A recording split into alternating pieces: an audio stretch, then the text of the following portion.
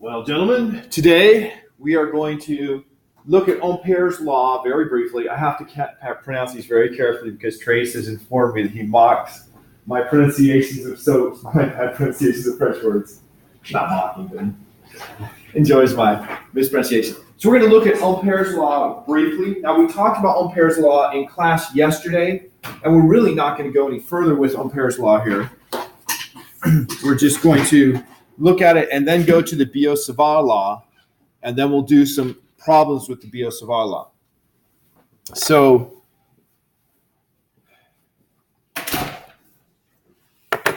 Ampere's law, derived by André-Marie Ampère.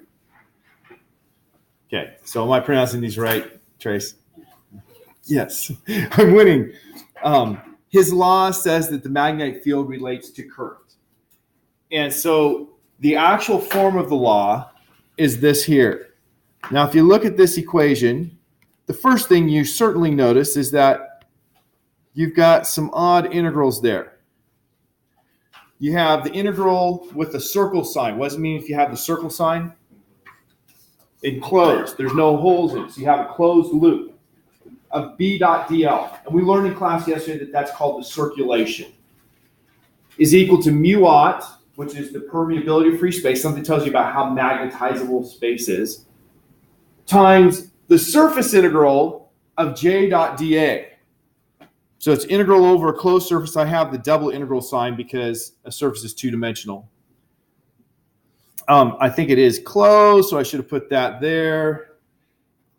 J is the current density.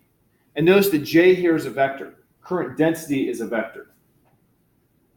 But the integral there of J dot dA, that's going to be a scalar. If you do an integral of a dot product, a dot product gives you a scalar. And that's the definition of current, which is why current is not a vector, it's a scalar. So that's the technical, that definition there of current is why it comes out that we can't call it a vector in our equations, even though we know there's a direction that the charge is traveling. So if you think about this, this is kind of like a calculation of the current flux, right? The integral of J dot dA over the surface. And so the magnetic field going around is related to how much current is going through. Now, getting to the actual applications, we're pretty much going to only use Ampere's law, if we have an exploitable symmetry.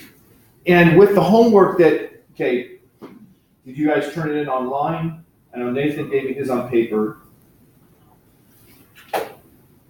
Trace been sick. And I think it was online. Okay. You had three different fundamental symmetries that we use Gauss's law on. We had a wire, and for the wire we had a symmetry that was cylindrical. We also did cylinders, which had the cylindrical symmetry. In those cases, we didn't really do calculus, right?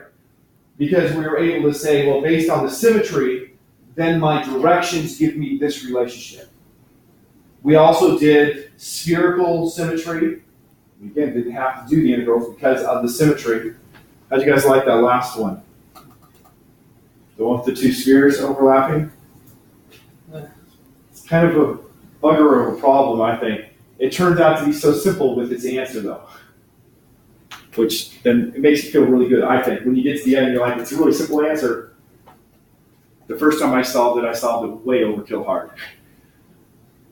Okay, then the final one, the final problem, we had a plane, mirror symmetry about a plane. And again, we really didn't have to do calculus there because of the symmetry. So we're going to do the same thing with Ampere's law. So this first example I did in class yesterday for the people in general physics. Right? There was no actual calculus we did because the symmetry had the magnetic field has to be doing a circle around the wire. One way or the other, we just decide the direction with the right-hand rule, and then we go for it. So I'm not going to redo that because we've already done it yesterday. The solenoid, likewise, we did the same thing in class. We did remember, made our loop like this and did our calculation. And the circulation on the two sides was 0 because we have the magnetic fields are going that way, and the DL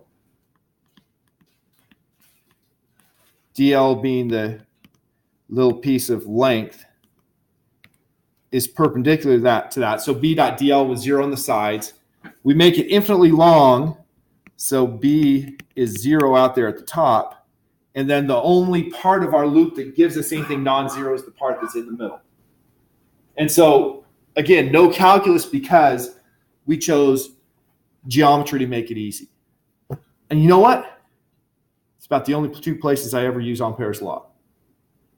Anything else, you don't have that simple symmetry, and you have to do the equivalent of, we did our problems with Coulomb's law otherwise. So for Coulomb's law, our equivalent is the Biot-Savart law. I got to look to Trace. But I mean, I actually looked it up and listened to people pronouncing it to try to make sure I got it right. Okay, so the Biot-Savart law, it's where Ampere's law is not convenient to use. That's what we turn to. It tells us how much magnetic field is produced by each little bit of current. And just like Coulomb's law and Gauss's law, the Biot-Savart law and Ampere's law are really fundamentally the same law, just looking at it from a different angle. The Biot-Savart law, though, doesn't look pretty. Because if you look at this, okay, this stuff here, that's just a constant, right? I can deal with constants. Those don't trouble me. But then I have an integral of ds. ds is a piece of length of wire with current I going through it, crossed to r vector. So I have a cross product in my integral. Generally speaking, doing integrals with cross products isn't as fun as doing integrals that are just scalars. Dot products are more fun than cross products generally. So you know, we're doing vector calculus, that's the name for it here. And it's probably going to be easiest to just dive in with the problem. But before we dive in with the problem, I just want to analyze this picture so we understand how to use the law. So we have a little piece of wire here indicated with this pink, now I'm calling it red, DL. So that wire has a length DL. And then using the Biot-Savart law, first thing I'm going to do is determine what direction is the magnetic field due to that piece of wire at this location. So I'm going to label that point P just so I can, now it tells me, say at point P, what is the direction of the magnetic field? So how do I find that direction?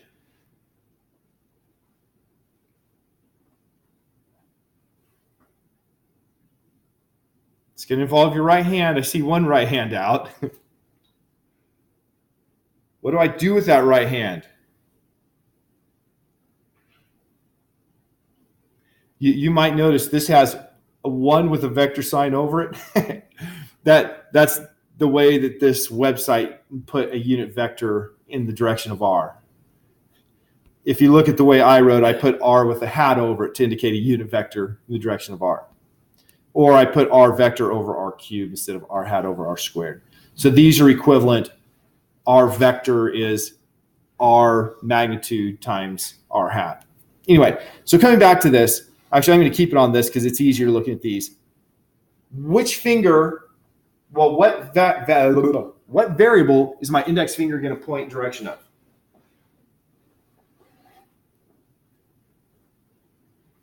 Look at the cross product on the left side of the screen. No, not the magnetic field. Magnetic force. There is no force here. It's not magnetic force. Current is not a vector. 3 strikes. It's okay. We're playing it differently. We have a cross product. We use the right-hand rule with cross products. What are the 3 vectors involved here? Okay, R hat ds, and of course the answer is go dB. So our answer has to be one of those, r hat, ds, or dB. All of our three answers so far were not one of those three. DS. Okay, Trey says ds. You are correct. Why is it ds? Thank you for that. Thank you, answer that. Nathan, why is it ds? Because that was one of the options. Chad, why is it ds? First one. The first one in the cross product is the index finger. And so since ds was the first item in the cross product, that's the index finger. Okay, then which one is the middle finger going to be? R hat. Why R hat? Middle finger is the second one. And so what is my thumb pointing the direction of? DB. dB, the answer we're looking for. So now I can do this. I want my index finger to point in the direction of ds, which in this picture was called dl. You have to be flexible with names. They're just names. You know, I can call you Trace, I can call you Jensen, you know. So my index finger is pointing parallel to ds, or dl. And then I need to orient my hand so my middle finger points in the direction of r hat. What direction is r hat pointing? So I go like this, get my middle finger pointing. There we go. Are they supposed to be? Yeah, they're supposed to be perpendicular, right? These two do not have to be perpendicular. Okay. This one has to be perpendicular to both of those. The thumb, the answer, must be perpendicular to the other two. And so my thumb points into the screen. Hence my magnetic field is going to go that direction. That's why it says in this picture. So that's the direction of dB due to this cross product. Yes. So if it were on the other side, would it be 14 the opposite? That's right. That's right. So we have to be aware of these things and note that, you know, if you get up here, you got to keep doing the right-hand rule a little.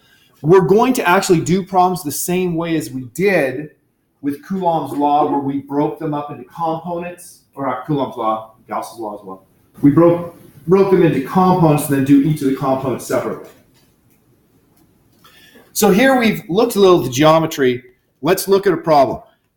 Remember in class I said, I'm going to skip over this, and I said, yeah, I'm not even going to do this in class because it requires calculus. Find the magnetic field at the center, or in this case, not at the center, this is more general, anywhere on the axis of symmetry for a current going in a circle. So we have our picture all laid out here. So the current is going out of the paper at the top, into the paper at the bottom, or out of the screen into the screen. You understand the directions there? Because if you don't understand the directions, everything else becomes really frustrating. So now the picture already has dB, but for the purposes of learning, we should make sure that we agree. So at my point P, what direction is the R vector pointing?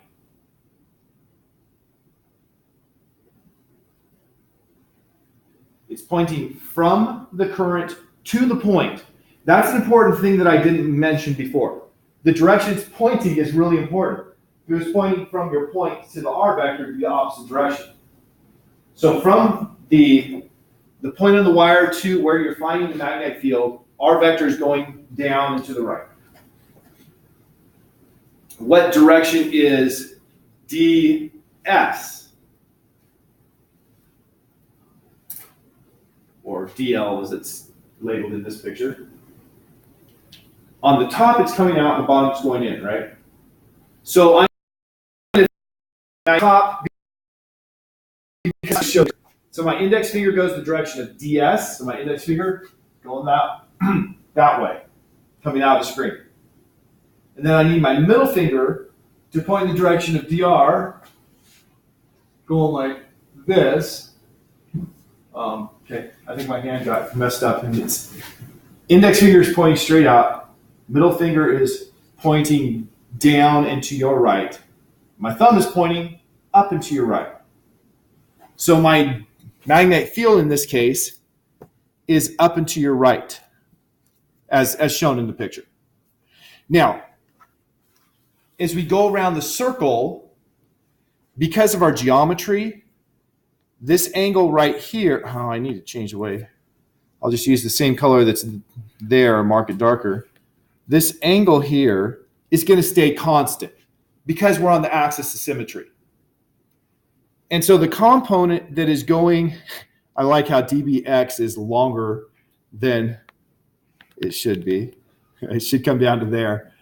The component that's going away from the center of the circle is going to be the same as we go around. But what about the component that's perpendicular to that? Notice it just puts dB perpendicular here. What's it going to do as I go around the circle?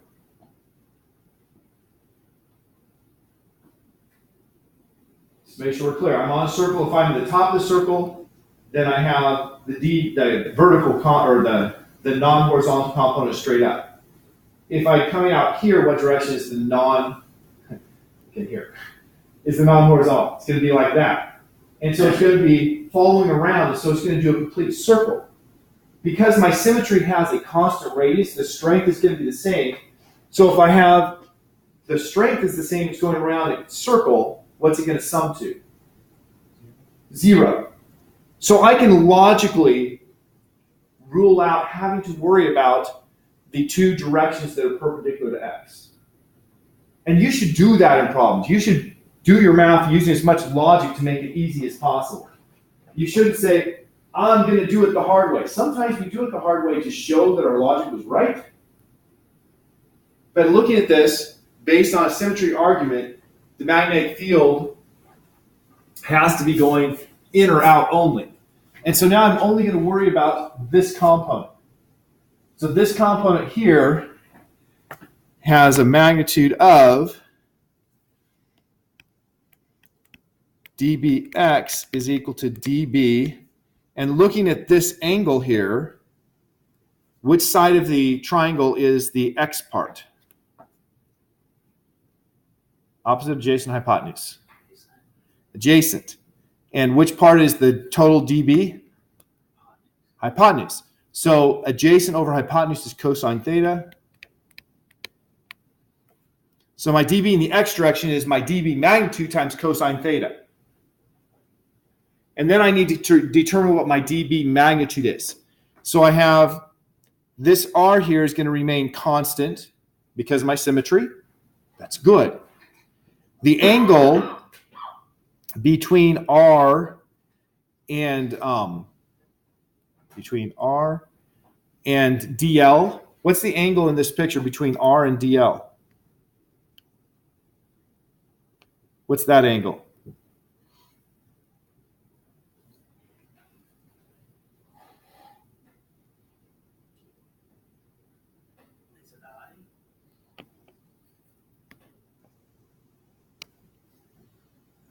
It's a right angle.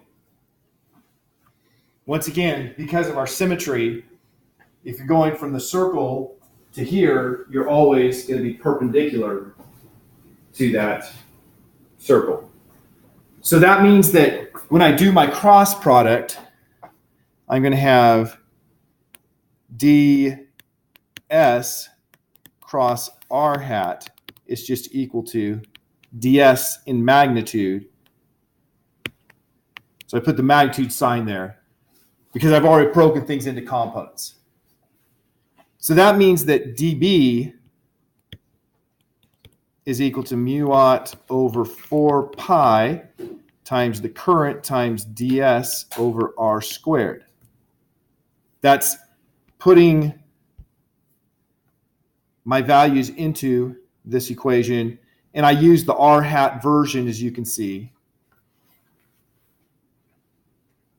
So if I put those two together, I have dBx is equal to mu naught over 4 pi I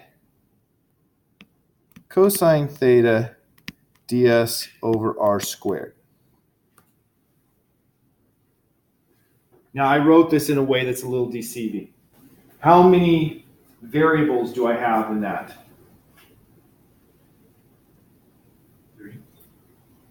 It's not 3. That's why I said what I wrote is deceiving. What are the 3 that you that look like they're variables? Cosine theta dx. Okay, theta, s, and r. But theta is going to be constant.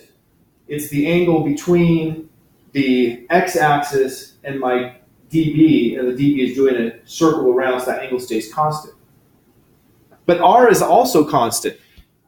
R is going to be, using the Pythagorean Theorem, and I'm going to change color here. For r is equal to the square root of capital R squared, the radius of the circle, plus x squared. Remember, r is the distance from the piece of wire I'm looking at to my point. It's not the radius of the circle, it's that distance. And since we're staying at a constant x, r is going to be constant. So that's a constant. Theta, likewise, we can actually calculate theta looking at our triangle. The angle between the vertical and r here was theta as well, right? Matching up the angles. And so I can say that cosine theta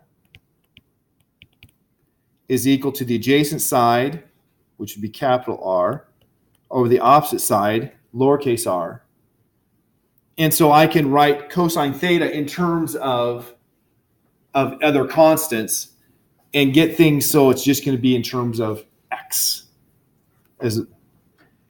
Now, x is a constant for this problem. So putting those in, I have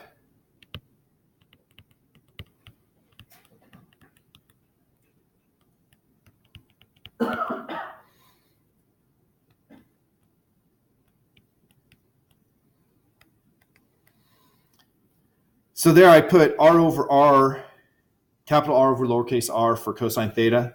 And I left r, lowercase r as lowercase r because it's shorter to write by far than square root of capital R squared plus x squared. So now I need to integrate this. What am I now integrating over? What's my variable of integration?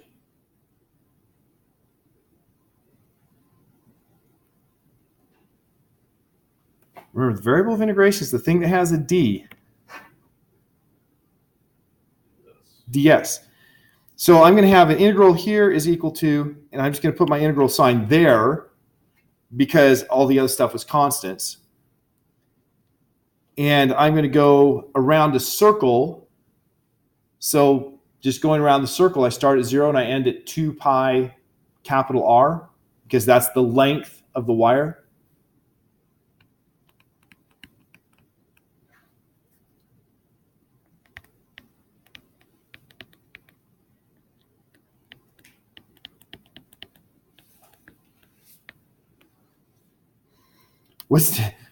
Okay, trivial answer. What is the integral of ds? It's s.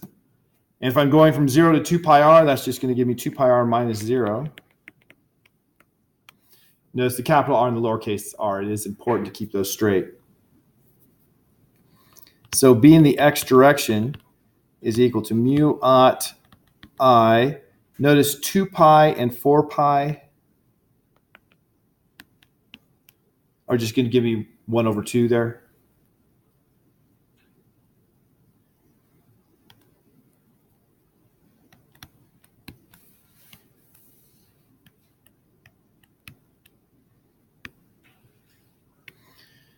So there's the equation for my magnetic field at some distance, lowercase r, away from, or excuse me, some distance x away from the center along the symmetry axis. So if I put that in terms of my x variable,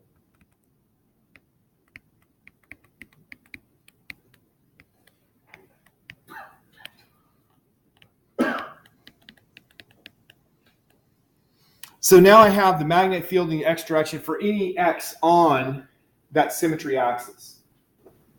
What was the equation that I gave you in class yesterday? What was its location? It wasn't anywhere on the symmetry axis, but it was on the symmetry axis. Where on that symmetry axis? Okay, I should look at Tracy.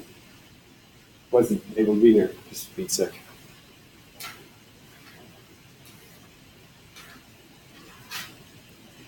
Don't remember?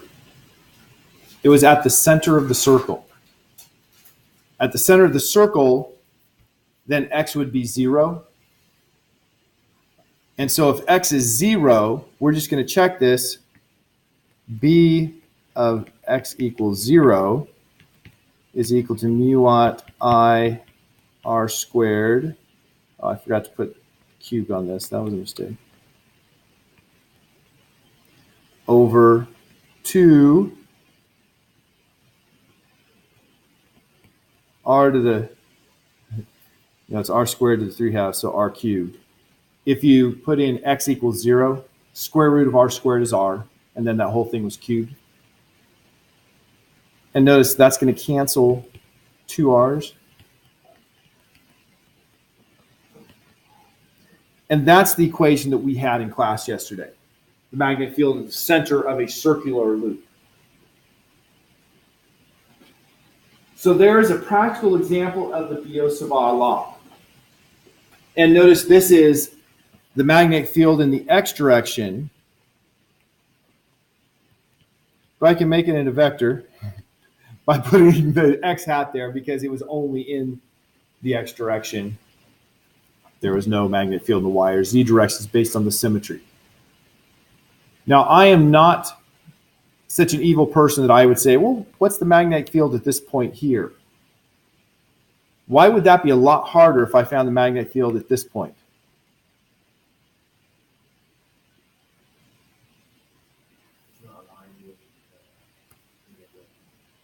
Okay, it's not aligned with any symmetry. And what's going to happen is the direction of BB is going to be constantly changing in kind of wicked ways. The magnitude of BB is going to be constantly changing.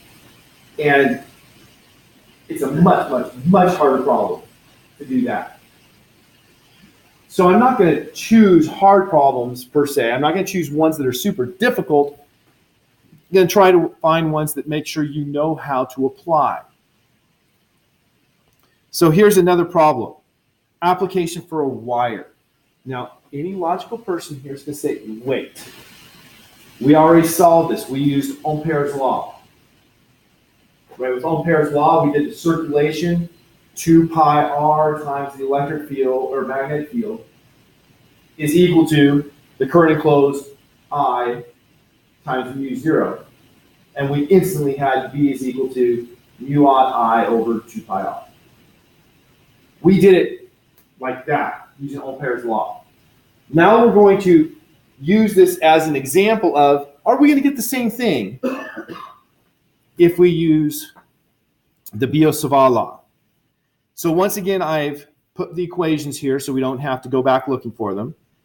And we have our geometry. So we have a little piece of wire, ds. And what should I do first to find the magnetic field produced by this little piece of wire ds with current I going through it, going vertically as shown?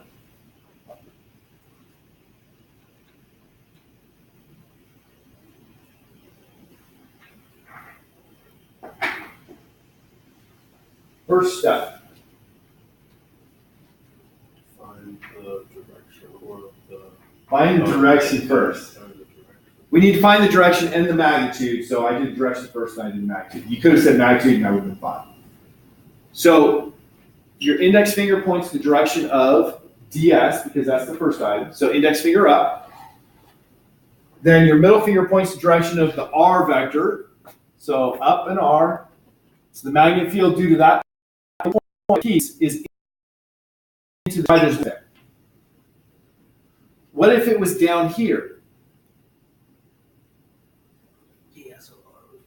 ds is still up.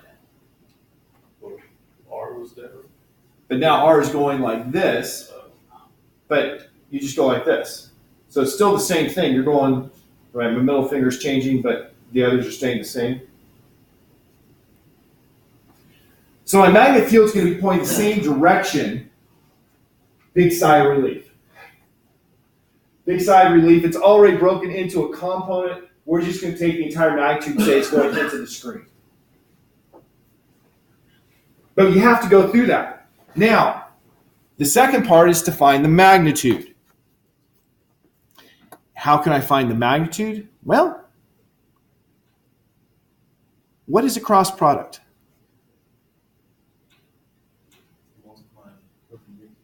Perpendicular parts.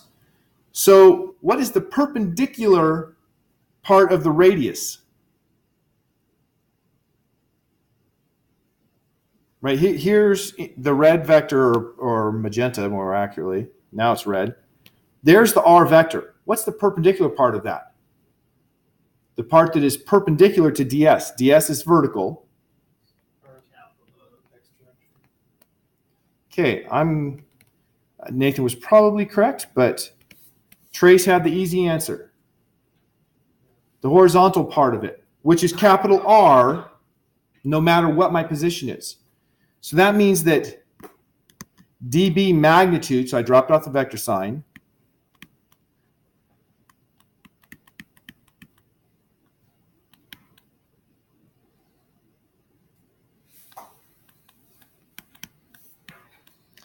so there I put the RDS because ds cross R vector is equal to capital R ds. Based on Trace's answer, the perpendicular part. Notice I now switched to using the lower form of the equation because it made it easier for me. So I have over the distance lowercase r cubed on the bottom because I used the R vector on top. That's why I show both forms of the equation. Sometimes, like the last problem we did, it was easier to use the one that had R unit vector over R squared. Here, because we had a constant perpendicular distance, it was more convenient to use the one that had R vector divided by R cubed. What happened to I? What happened to I? It looks like I forgot to write it down. I also put dB instead of dB equals. I made a couple mistakes there. Moving on, pretending never happened. So, now I need to integrate this. What am I integrating over? My line, right, ds. How many variables do I have in this one?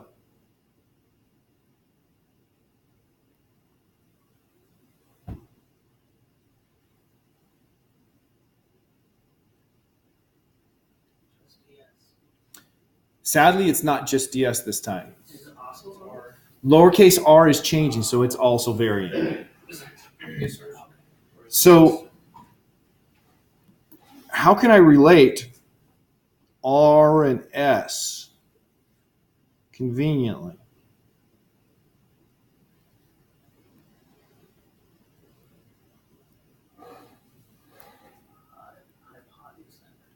Okay, one way of doing it, I'm not going with convenient on that, but one way of doing it is to use that R squared is equal to S squared plus capital R squared.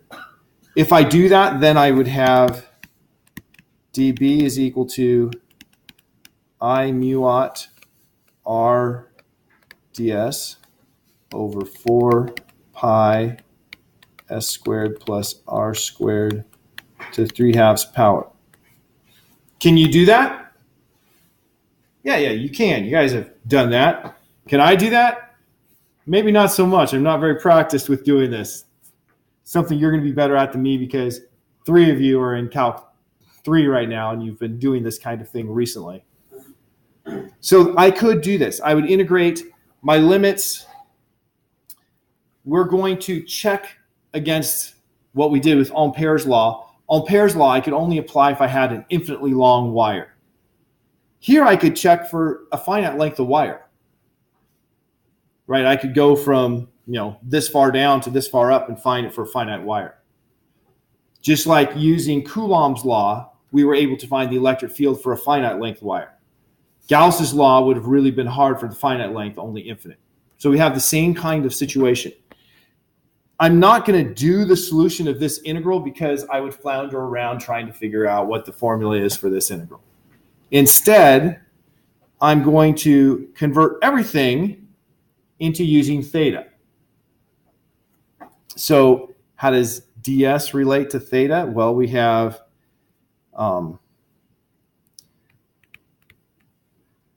cosine theta is equal to, tangent theta. Tangent theta is equal to r over s. Come on.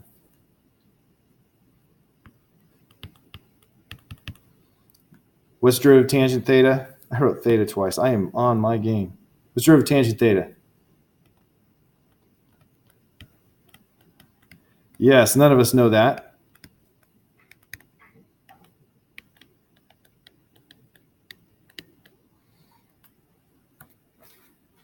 So that would allow me to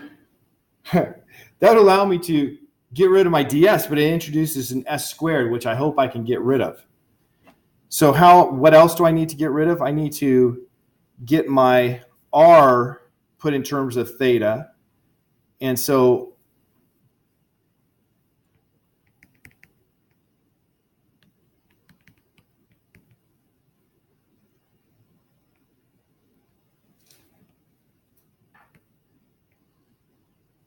sine theta is capital R over lowercase r. Therefore, 1 over r cubed is equal to sine theta cubed over capital R cubed. Now, I still have myself a bit of a difficulty in this. This is probably not the best conversion to use, is it? Because it's going to have an s squared there. So what else can I use to make my life easy? What else can I use to make my life easy? Well,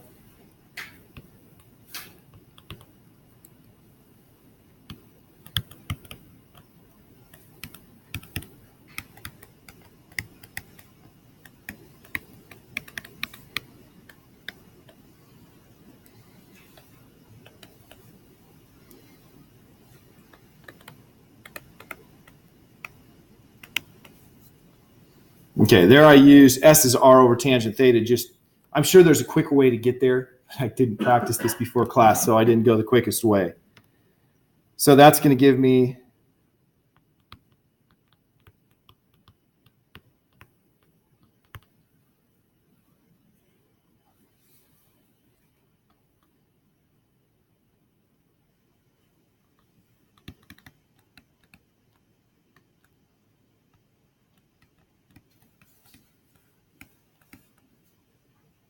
notice I have cosine squared thetas on both sides, so I can cancel those.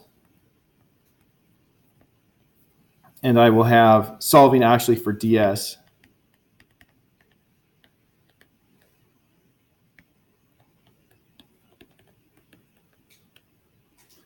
There.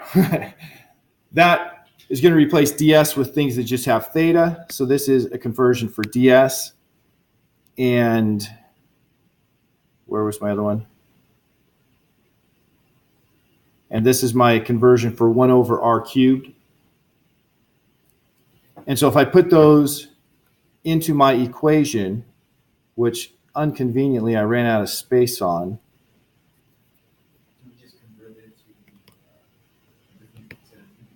Yeah, we changed what the variables were. And so I mu naught over 4 pi is going to stay the same. And then where I had ds, I'm going to replace ds with minus r d theta over sine squared theta. So there's my ds. And then where I had 1 over r cubed, because this was 1 over r cubed, I replaced 1 over r cubed with sine cubed theta over r cubed. And how do you know which variable? Once again, this is the case where I know from having seen it done that the actual calculus is going to be easier by doing these changes. Although you might be doubting me at this point, because I did a fair amount of space to do these conversions. Although You also have to admit I was really not conserving space like I should have.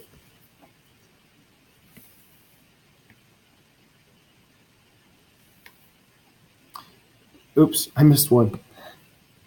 There. So there's my dB. Notice I have sine cubed theta on top, sine squared theta on bottom.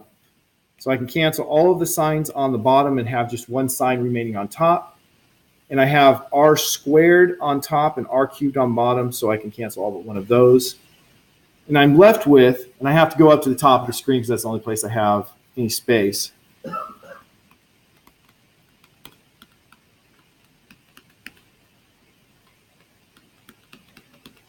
And I got to check where the R was. Yeah, the R's on bottom.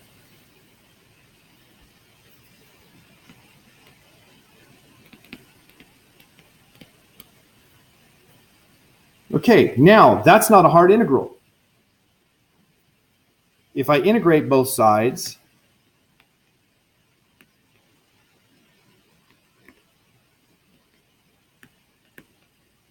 I'm going to have B is equal to my, well, what's the integral of sine? Positive or negative?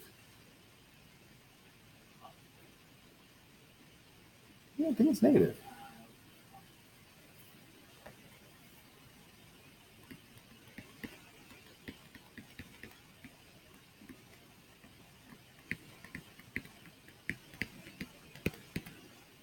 So it's going to be mu naught I over 4 pi r cosine of theta 2 minus cosine of theta 1.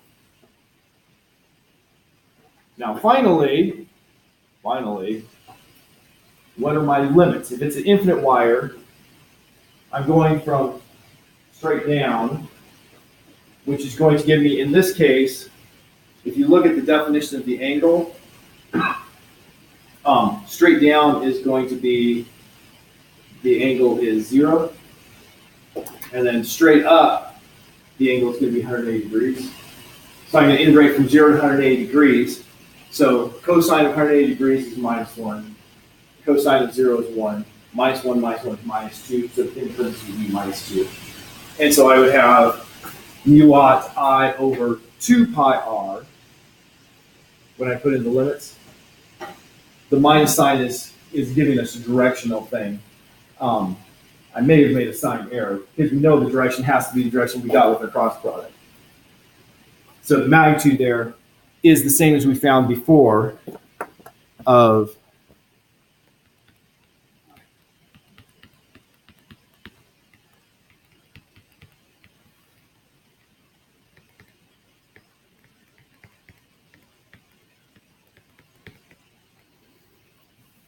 mu I over 2 pi r is the magnitude. Like I said, I might have made a sign direction or a sign error. There's enough work involved. I could have made that sign error a couple different places, so I'm not going to spend the time to go back and try to find where I made it. Just suffice to say, I made a sign mistake somewhere.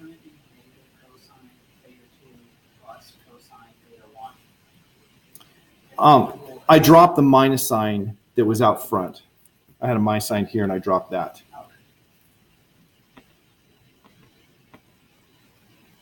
Derivative sign is positive cosine. That's why I believe,